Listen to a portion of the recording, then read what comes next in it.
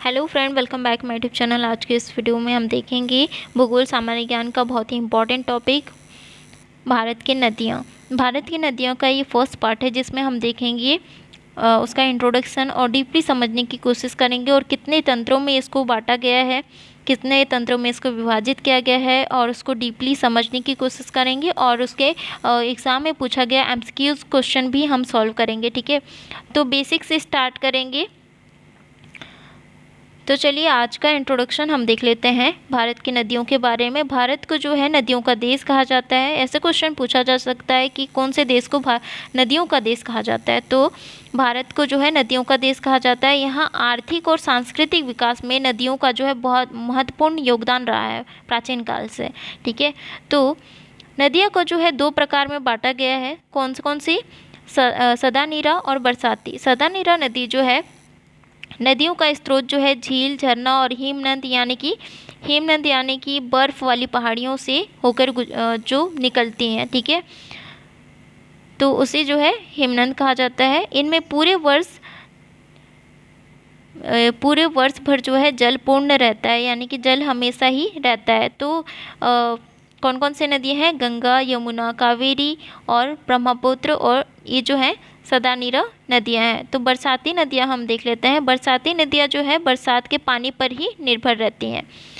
तो सिंधु और गंगा नदियों की घाटियों में जो है विश्व की सर्वाधिक प्राचीन सभ्यता सिंधु घाटी आर्य सभ्यता का आविर्भाव हुआ है। सिंधु घाटी और गंगा नदियों पर जो है सिंधु घाटी सभ्यता और आर्य सभ्यता का आविर्भाव हुआ है। ठीक है, आपने सुना ही होगा सिंधु घाटी सभ्यता के बारे में। ठीक है, तो आज भी देश की सर्वाधिक जनसंख्या जो है कृषि और संकेंद्रण नदी घाटी क्षेत्रों में ही पाया जाता है।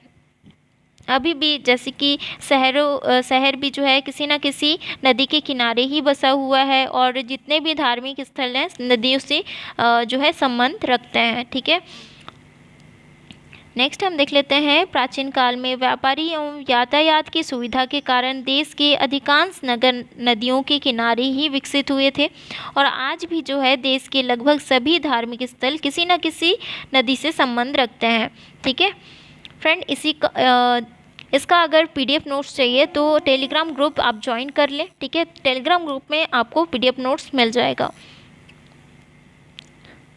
तो हिमालय से निकलने वाली नदियां हम देख लेते हैं। हिमालय से निकलने वाली नदियां बर्फ़ और हिमानी के पिघलने से बर्फ़ और ग्लेशियर से पिघलने से बनी होती हैं और इनमें पूरे वर्ष निरंतर प्रवाह बना रहता है। ठीक है, हिमालय की नदियों के बेसिन जो है बहुत बड़े और उनमें जल ग्रहण क्षेत्र जो है सैकड़ों हजारों वर्ग किलोमीटर तक फैले होते हैं। ठीक है, नेक्स्ट हम देख लेते हैं हिमालय की नदियों को 3 प्रमुख नदी तंत्रों में विभाजित किया है।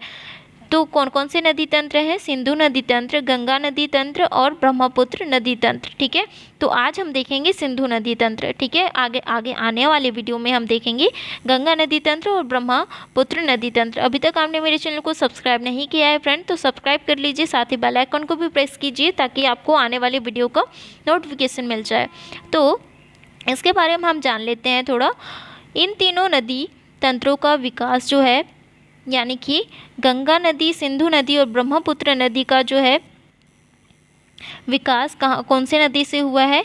एक विशाल नदी शिवालिक जिसे कहा जाता है और हिंद ब्रह्म भी कहा जाता है। तो शिवालिक नदी से जो है ब्रह्मपुत्र, सिंधु और गंगा नदी का उद्गम हुआ है। ठीक है, तो शिवालिक नदी जो है असम से पंजाब तक बहती थी। ठीक है, इसके अंतर्गत सिंधु और उसके सहायक नदियां सम्मिलित हैं।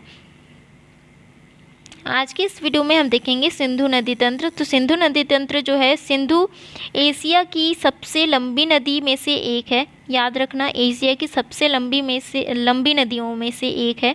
पाकिस्तान, भारत और जो है चीन, जिसमें पश्चिम तिब्बत के माध्यम से बहती है। ठीक है,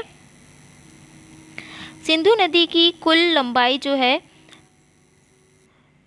2880 किलोमीटर है।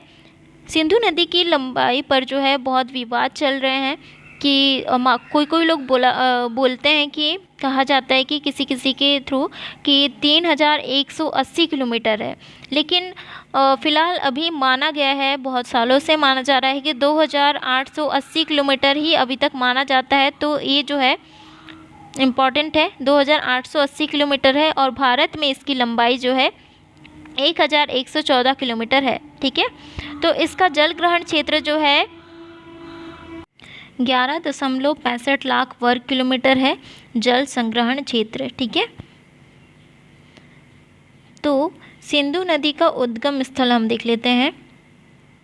सिंधु नदी जो है तिब्बत के मानसरोवर के निकट बोखरचू हिमनद नामक स्थान से जो है स्थान के पास से एक ग्लेशियर से निकलती है और पश्चिमी की ओर बहती हुई लेह में भारत में प्रवेश करती है।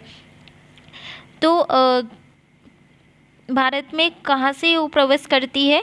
एक दमचोक नामक स्थान है जहाँ से वो प्रवेश करती है, और दमचोक नामक स्थान से प्रवेश करते हुए वो लेह यानी कि केंद्र शासित प्रदेश जो है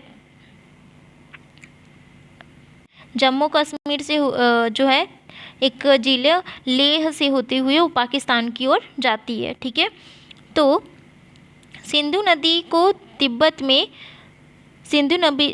तिब्बत में शेरमुख यानी कि और सिंधी बदान कहते हैं। ठीक है, ऐसे भी क्वेश्चन पूछा जाता है कि तिब्बत में सिंधु नदी को क्या कहा जाता है? तो सिंधु नदी को जो है तिब्बत में शेरमुख कहा जाता है, यानी कि शेर का मुख कहा जाता है, और सिंधी बदान कहा जाता है।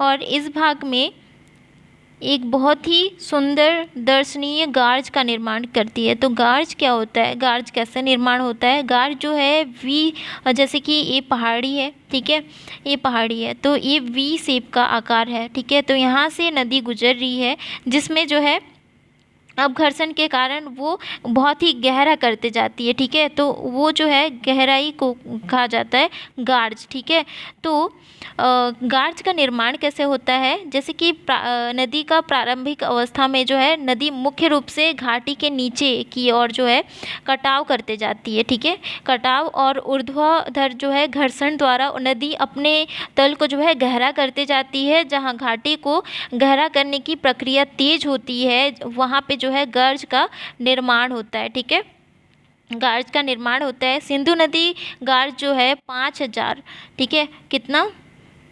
5000 मीटर। ठीक है, 5000 मीटर गहरा है। भारत का सबसे गहरा गार्ज माना जाता है सिंधु नदी के गार्ज को। ठीक है, याद रखना, सिंधु नदी के गार्ज को जो है भारत का सबसे गहरा गार्ज माना जाता है, जिसका जो है 5000 मीटर गहरा गार्ज है।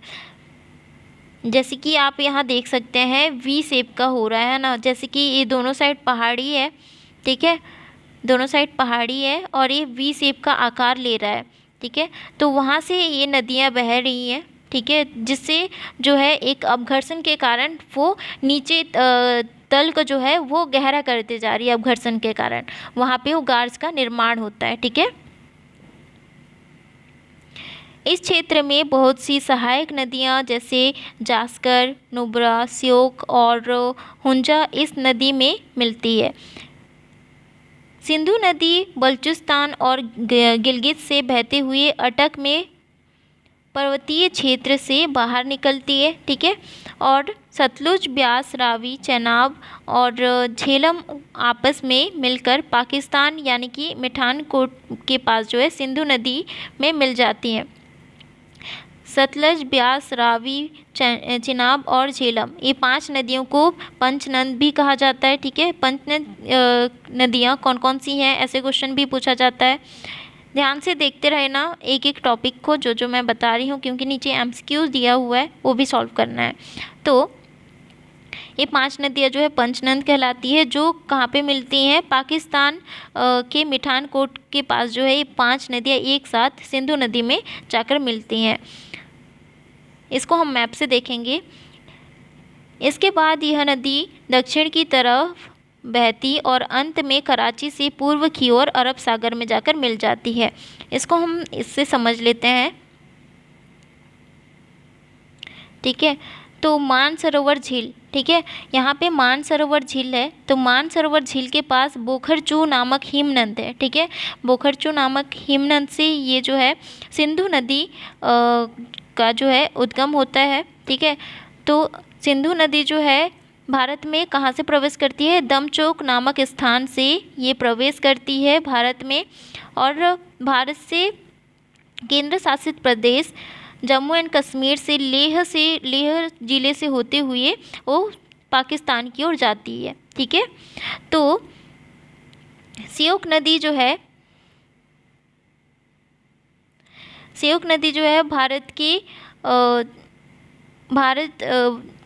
सिंधु नदी से मिलती है। श्योक नदी जो है, श्योक नदी के बारे में हम जान लेते हैं। भारत के उत्तरी लद्दाख क्षेत्र के बहने वाली नदी है श्योक नदी, ठीक है। इसका आरंभ जो है रीमो हिमानी में होता है। कहाँ पे होता है? रीमो हिमानी में होता है, और सिंधु नदी की एक सहायक नदी है, ठीक है। सबसे पहली नदी है जो भारत दाईं साइड से मिलती है। भारत की पहली नदी है जो श्योक नदी, जो कि कहाँ से? रीमो हिमानी से निकली है, ठीक है। और सिंधु नदी में मिलने वाली पहली नदी है और दाईं साइड से मिलती है, ठीक है। बाईं साइड से मिलने वाली 5 नदियाँ हैं, ठीक है।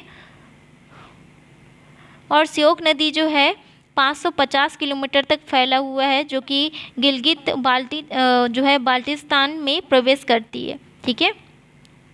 श्योक नदी की सहायक नदी जो है नुब्रा नदी है, जो सियाचित हिमानी से निकली है। जो मैं बोलते जा रही हूँ उसको भी नोट डाउन करते जाइए, ठीक है।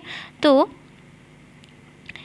श्योक नदी आके मिली, तो और जो है सिंधु नदी लेह से होते हुए ये पाकिस्तान की ओर निकलती है। उसके बाद हम इसकी सहायक नदियाँ देखते हैं जो बाईं तरफ से मिल रही हैं, ठीक है। कौन कौन सी नदियाँ हैं? किशन नदी जो है ये झेलम नदी से आकर मिल जाती है, ठीक है। तो मेन जो है 5 नदियाँ वो मिठानकोट में जाके मिलती है, पाकिस्तान के मिठानकोट में।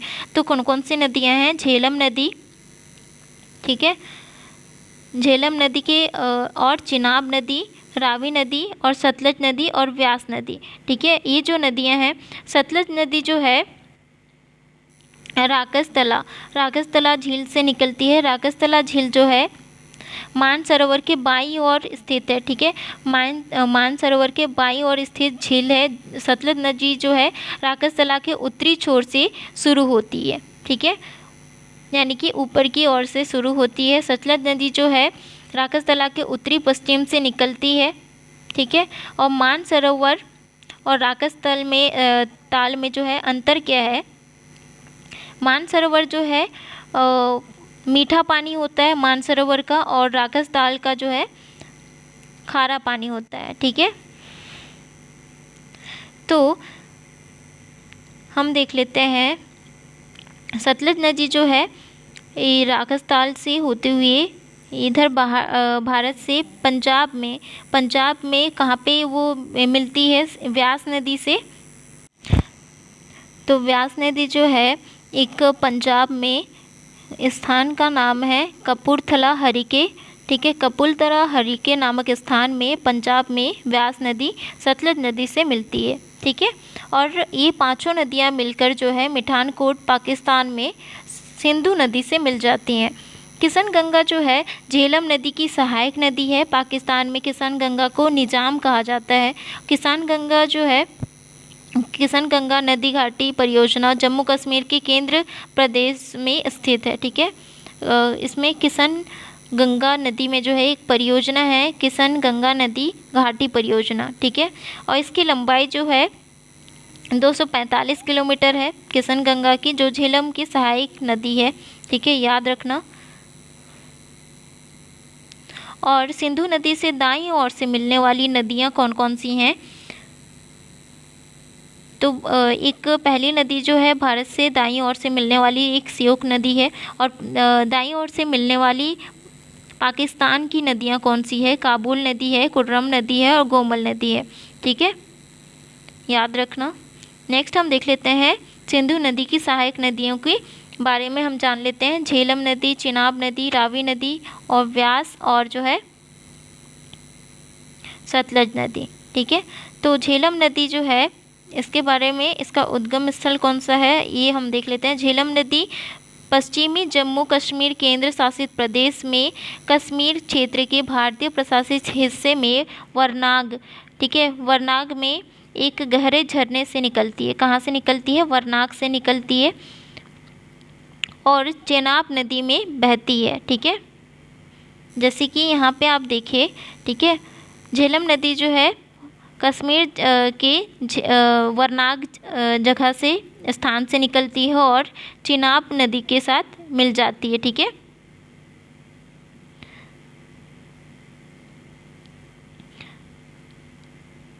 और चेनाब नदी में बहती है। और झेलम का मूल वैदिक संस्कृत नाम जो है वित्सता है नदी है। इससे भी क्वेश्चन पूछा गया है कि झेलम नदी का वैदिक संस्कृत नाम कौन सा है, ऐसे पूछा गया है। ठीक है, और पुराना नाम क्या है झेलम नदी का, ऐसे भी क्वेश्चन पूछा जाता है। ठीक है, यूपीएससी में पूछा गया क्वेश्चन है ये। ठीक है, और उत्तरी भारतीय उपमहाद्वीप में बहने वाली एक नदी है। तो कहाँ पे बहती है झेलम नदी? उत्तरी भारतीय उपमहाद्वीप में बहने वाली नदी है। इसकी कुल लंबाई है 725 किलोमीटर और इसमें जो है झेलम नदी में उरी बांध है। ठीक है, कौन सा बांध है? उरी बांध है। तो ये है झेलम नदी। ठीक है, नेक्स्ट हम देख लेते हैं चिनाब नदी। तो चिनाब नदी जो है भारत के हिमाचल प्रदेश के लाहौल और स्पीति जिले के ऊपरी हिमालय में टांडी में चंद्रा और भागा नदी के संगम से निकलती है। ठीक है, कौन से? चंद्रा और भागा नदियों के संगम से निकलती है चिनाब नदी। इसकी ऊपरी पहुंच में इसे चंद्रभागा के नाम से जाना जाता है और इसकी लंबाई है 1800 किलोमीटर। तो सिंधु घाटी की सबसे लंबी, सबसे बड़ी सहायक नदी जो है चिनाब नदी ही है। ठीक है, याद रखना।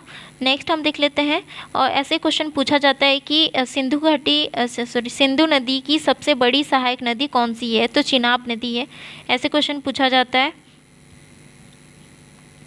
तो ये चिनाब नदी है। नेक्स्ट हम देख लेते हैं रावी नदी। रावी नदी हिमाचल प्रदेश के कांगड़ा जिले की रोहतांग दर्रे के समीप हिमालय पर्वत क्षेत्र में मनाली के समीप से निकलती है।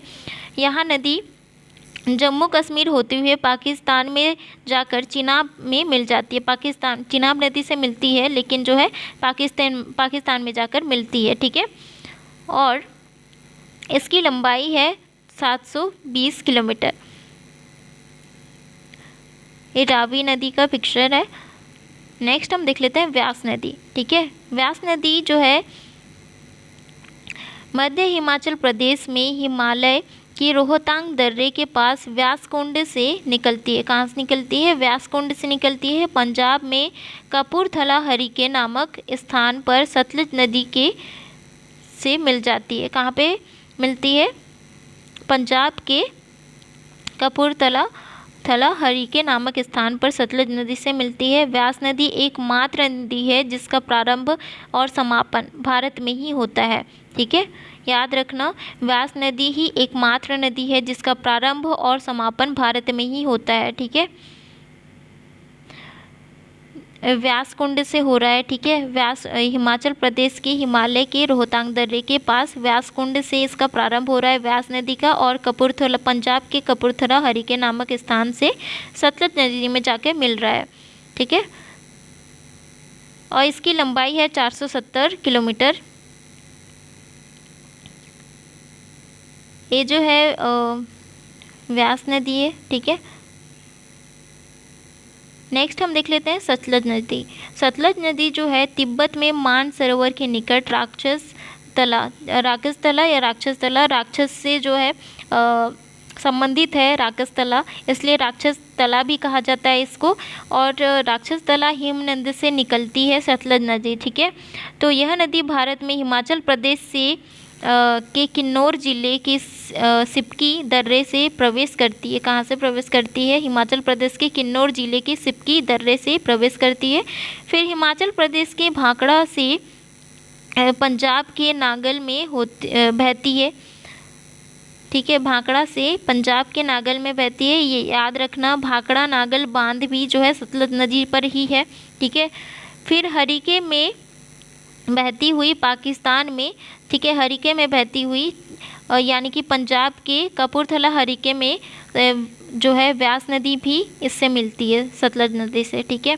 तो पाकिस्तान हरीके से होते हुए जो है पाकिस्तान में जो है बहावलपुर नामक स्थान पर चिनाब नदी से मिलती है, ठीक है।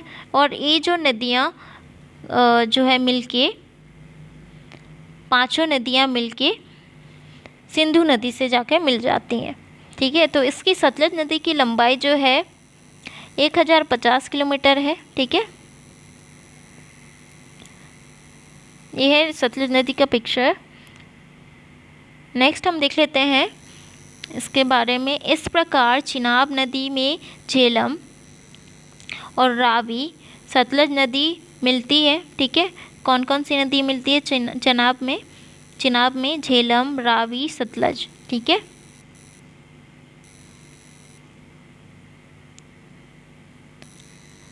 मिलती है। और सतलज नदी में व्यास नदी मिलती है, ठीक है।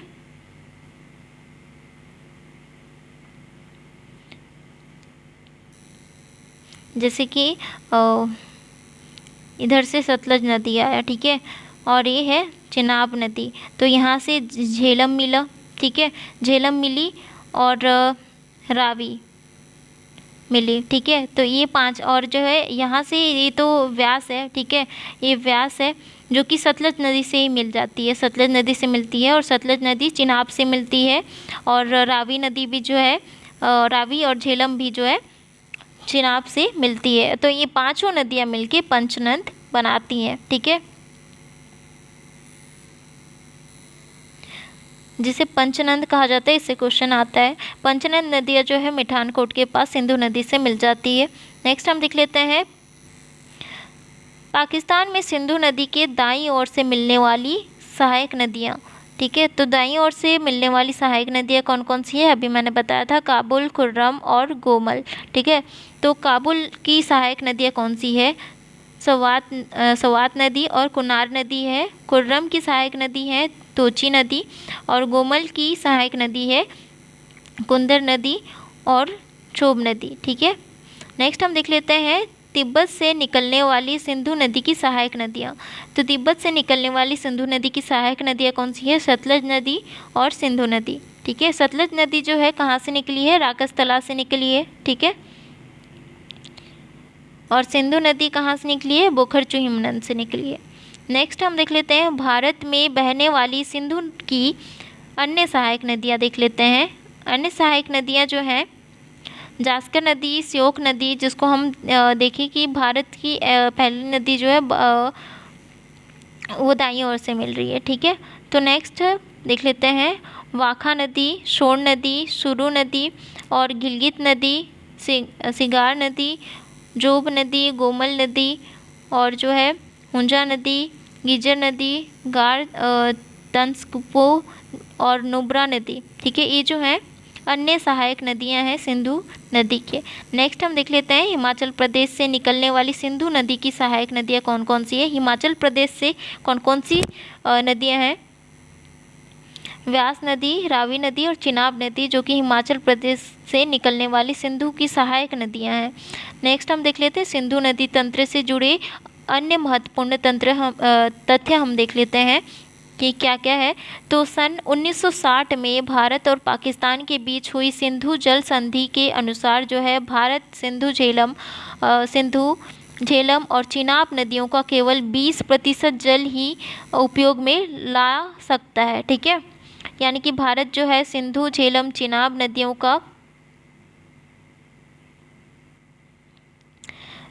का केवल 20% जल ही उपयोग में लाया जा सकता है, ठीक है, भारत के द्वारा। और सतलज नदी तिब्बत के नारी खोरसन प्रांत से जो है असाधारण केनयन का निर्माण करती है। तो तिब्बत में जो है सतलज नदी जो है तिब्बत में खोरसन प्रांत में, कहाँ पे, खोरसन प्रांत में कैनयन का निर्माण करती है। ठीक है, गार्ज जो है वी शेप का होता है और कैनियन जो है एक ऐसे चौकोन शेप में एक गहरा मतलब कि पहाड़ को काटते हुए चौकोन शेप में होता है। ठीक है,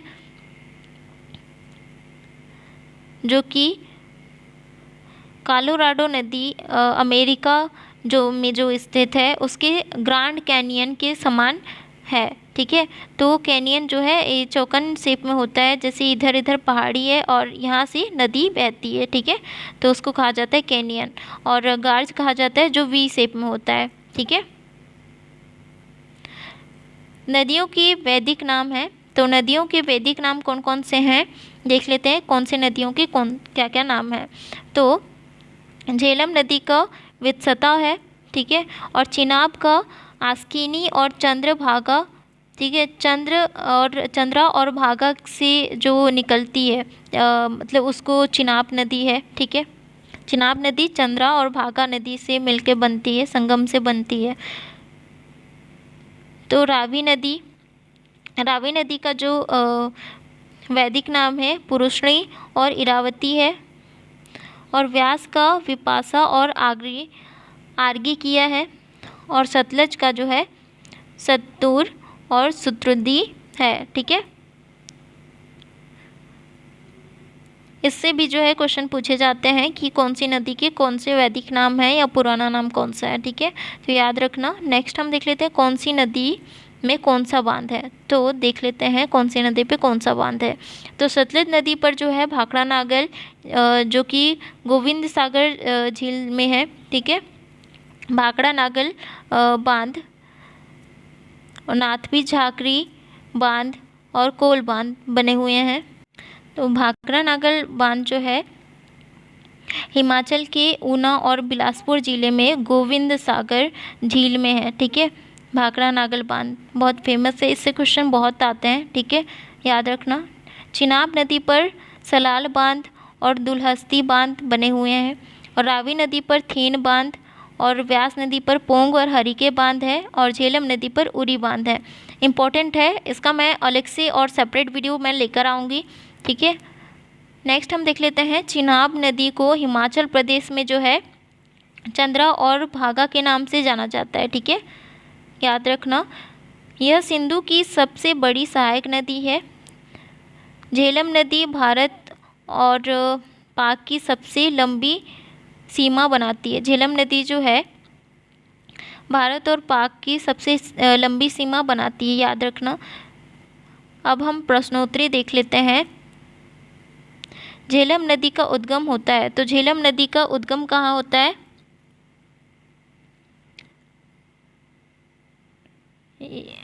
अभी मैंने बताया था कहाँ पे होता है, तो इसका राइट आंसर है वरनाग। ठीक है, तो यहाँ पे वेरीनाग लिखा हुआ है। वरनाग जम्मू कश्मीर से जो है झेलम नदी का उद्गम स्थल होता है। ठीक है, नेक्स्ट हम देख लेते हैं नदी का अपवाह क्षेत्र निम्नलिखित में से किस देश में विस्तारित है। तो किस देश में विस्तारित है अपवाह क्षेत्र? तो भारत में भी है, चीन में भी है और पाकिस्तान में है। ठीक है, चीन में जो है तिब्बत से वो निकलती है और भारत से होते हुए पाकिस्तान की ओर जाती है, तो यहाँ इसका राइट आंसर हो जाएगा उपरोक्त सभी।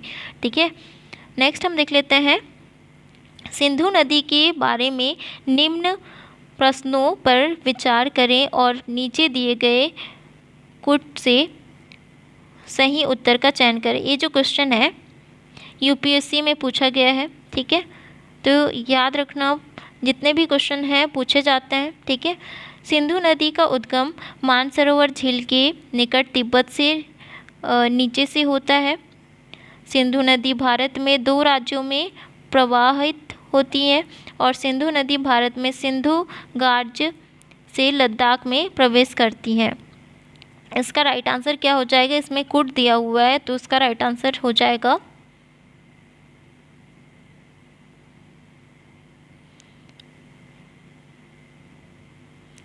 इसका राइट आंसर है ऑप्शन सी 1 और 3। ठीक है, क्योंकि सिंधु नदी का उद्गम जो है मानसरोवर झील के निकट तिब्बत के चीन से होता है ना। तो और जो है सिंधु नदी भारत के सिंधु गार्ज ठीक है, सिंधु गार्ज से लद्दाख में प्रवेश करती है। ठीक है, गार्ज का निर्माण भी करती है, अभी मैंने बताया था वी शेप का गार्ज का निर्माण करती है सिंधु नदी। तो इसका ये राइट आंसर है 1 और 2। ठीक है, क्योंकि सिंधु नदी जो है भारत में सिर्फ एक राज्य से गुजरती है। कौन से वो राज्य? जम्मू एंड कश्मीर से गुजरती है। ठीक है, लेह से होते हुए पाकिस्तान की ओर चले जाती है, 2 राज्य से होकर नहीं प्रवाह करती है। ठीक है, नेक्स्ट हम देख लेते हैं सिंधु नदी की सबसे बड़ी सहायक नदी कौन सी है? तो इसका राइट आंसर है चिनाब नदी है। ठीक है, नेक्स्ट क्वेश्चन हम देख लेते हैं, निम्नलिखित में से किस नदी को चंद्रभागा भी कहा जाता है? तो चंद्रभागा किस नदी को कहा जाता है? चिनाब नदी को कहा जाता है। ठीक है, चंद्रा और भागा के संगम से चिनाब नदी का उद्गम होता है। ठीक है, इसलिए चिनाब को चंद्रभागा के नाम से भी जाना जाता है जम्मू एंड कश्मीर में। निम्नलिखित में से जो नदी सिंधु की सहायक नदी नहीं है वह है? तो सिंधु की सहायक नदी कौन सी नहीं है? झेलम नदी है, श्योक नदी है, और जो है चिनाब नदी भी है। तो कोसी नदी जो है इसकी सहायक नदी नहीं है। ठीक है, नेक्स्ट हम देख लेते हैं, नेक्स्ट है हिमालय में सिंधु नदी उदाहरण है। तो हिमालय में सिंधु नदी किसका उदाहरण? तो इसका राइट आंसर है पूर्ववर्ती अपोहा। ठीक है, नेक्स्ट क्वेश्चन है, भारत में स्थित पंजाब की 5 नदियों को पंचनद कहा जाता है। पंचनद में निम्नलिखित में से कौन सा शामिल नहीं है? तो कौन सा शामिल नहीं है? देखो, झेलम नदी है, रावी, व्यास और सतलज है, और कौन सा है?